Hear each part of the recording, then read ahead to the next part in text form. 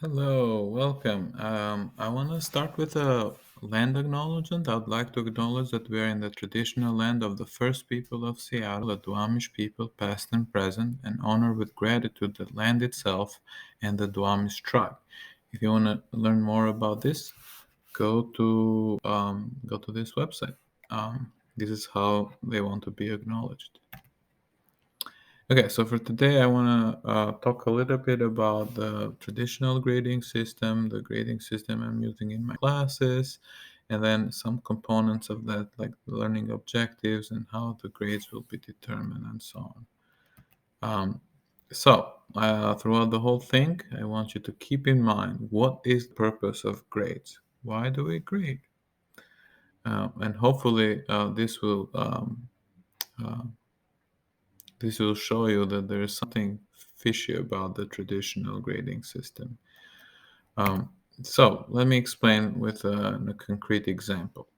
Here's a traditional gradebook. Well, it's a simplified version. Usually there's online homework and other things, but let's suppose that the final grade will be determined by three exams. And exams usually take the biggest percentage. And There's the students, so this is how they performed, and now you're calculating final grades. The final grade of each of the student is a C.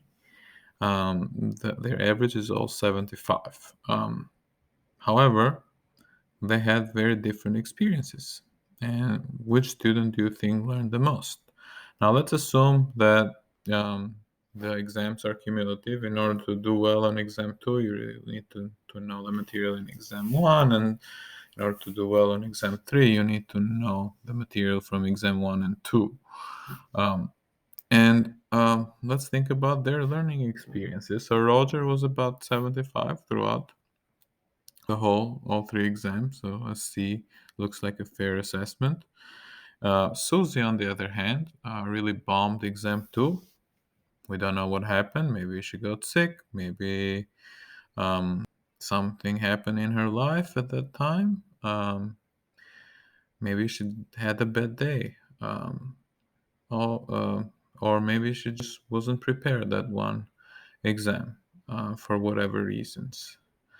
Um, and so she got a 30 on there. But then later on exam three, she showed that she really understood the content. So in my perspective, I think that she really learned that material from exam two later on. It wasn't on exam two per se, but she managed to learn it by the end of the class. So getting a 95% on exam three perhaps is enough evidence for her to get an A in the class rather than a C.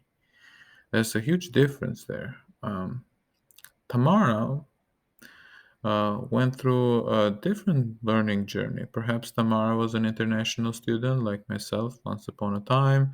Perhaps she went through some hardships in the beginning of the quarter. Maybe she was underprepared because of um, previous things that happened in her life.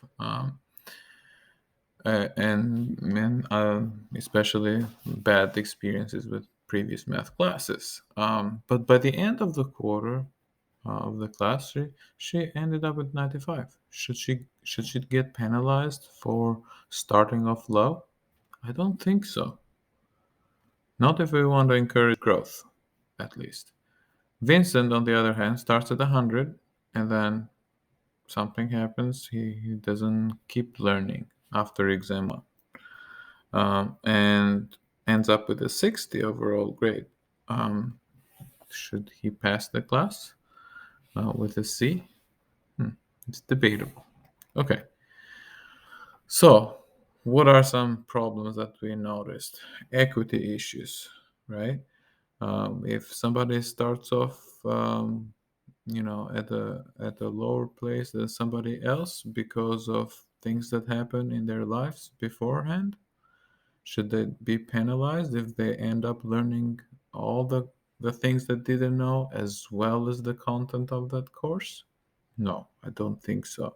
So like Tamara's case, She ended up with a 95. She should get an A at the end of the course.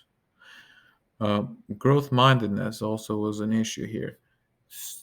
The students, how motivated are the students to really keep learning? Like if I was Tamar and I got a 50, there's no way I would get an A in the course. So maybe I just drop the course and retake it, right?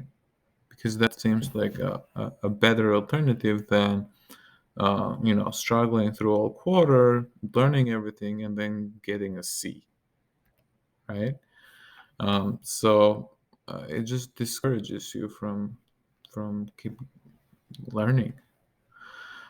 Focus is on accumulating points. You try to get as many points in whatever categories, like online homework, extra credit, and whatnot, so that you can pass that percentage that you need for whatever grade. Are you focused on what you're learning, or are you focused on the grades? I think focus is mostly on the grades there. There's lots of false positives and false negatives, like we saw here with Vincent, for example, and Susie as well. So lots of issues, as you can see. Yeah, think about what is the purpose of grades. And so here's a few principles that I designed my grading system around. So there's clear and measurable learning objectives. You need to know what you're learning in the class. What are the things that you can say, hey, I know this from this class? You have to have that list ready and clear. And they need to be measurable, meaning that you need to be able to assess those somehow. It could be in my classes is through answering these challenge questions. Okay. And then credit is only given for eventual completion of learning objectives, right? So if you take a challenge and you complete those learning objectives of that challenge, then you don't have to do it anymore. If you don't complete it on the first try, you have other tries. And so multiple attempts with no penalty is a big thing. But to complete it, it needs to pass certain standards, right? You cannot just get to complete with like half of the questions solved or something. Course grades is based on the work and the number of completed learning objectives, right? You have to have both of those. Um, so let's look at an example from my classes this quarter.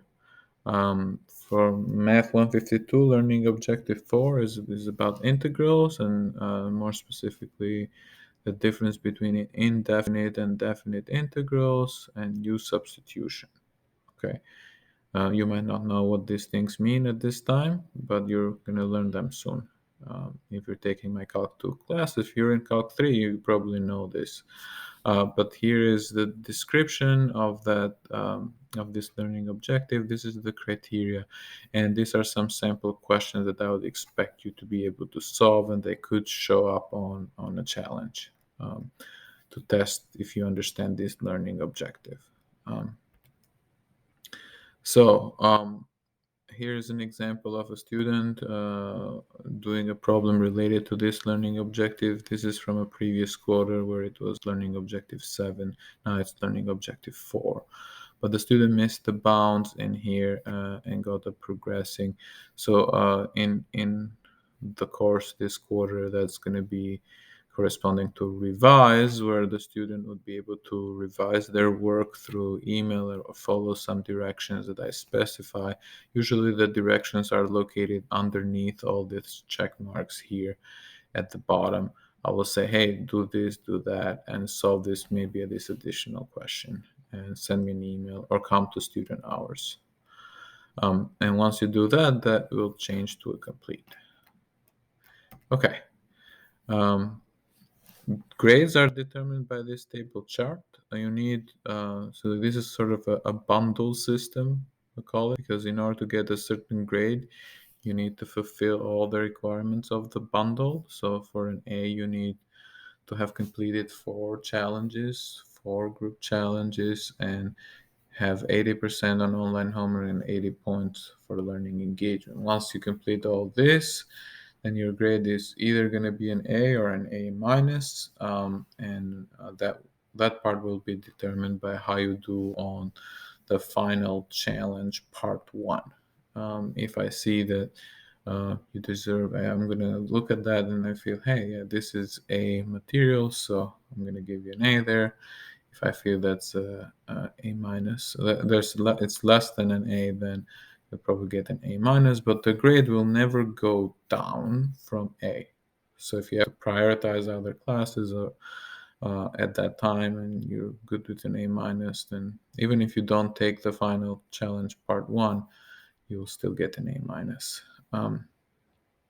Then same goes for each of these other levels. You have to complete all the items on that row for that base grade. Um, Generally, there's a plus and minus differences. You should check those out on the syllabus. Um, here is the and here is the schedule, so to speak, of Math 152 on the left and Math 153 on the right. So challenge one will cover learning objectives 1 through 5, is corresponds to these sections in the textbook, and is there's 4 attempts on week 3, 4, 5, and the final part 2.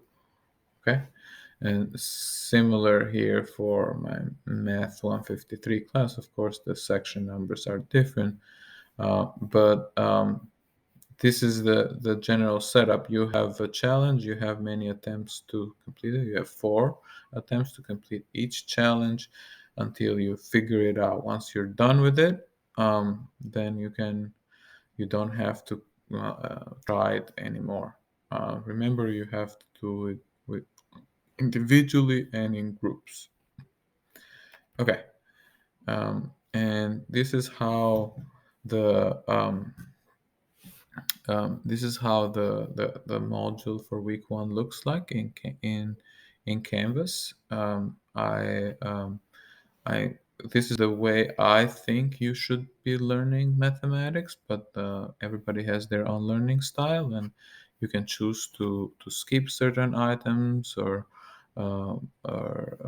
doing it in a different order. But my idea is like first you have the pre-class activities to kind of preview what's coming up, and with also some motivational videos, and then you have online homework. You try and do your best there, skip whatever you're stuck on, and then go through these other learning resources here to fill in any gaps. Go back and finish all the online homework, finishes the in-class activities after you're done going through the learning resources. It's important, I think, to have like a weekly to-do list by your side. So in our module on Canvas, if you go to weekly to-do list, that sort of tells you what you should be expecting each week, what you should be doing. So take a look at all this description here. It's really important you look at those learning objectives that are covered, and that will show up on the challenge coming up. So okay, thank you all for